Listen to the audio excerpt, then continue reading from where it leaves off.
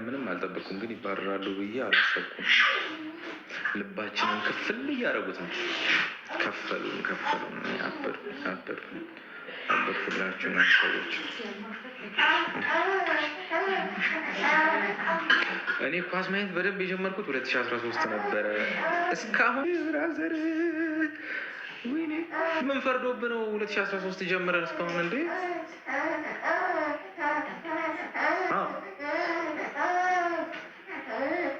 ደግሞ ሮናልዶ ሊገዛው ነው እየተባለ ነው። የኛውን ክለብ አይሸጡለትም ጭራሽ። ለሮናልዶ የማይሆነው ነው።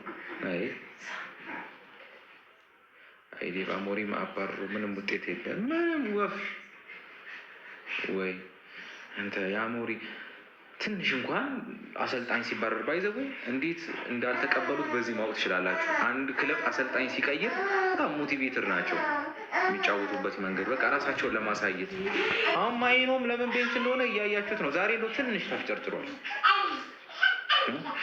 ልንበላው እንችላለን። ቀለኛ ክለብ እኮ ነው ያለን። አልሐምዱሊላህ የሼሽኮ ኳስ ተጫዋች ነው ተባለ። ምንድን ነው ማለት?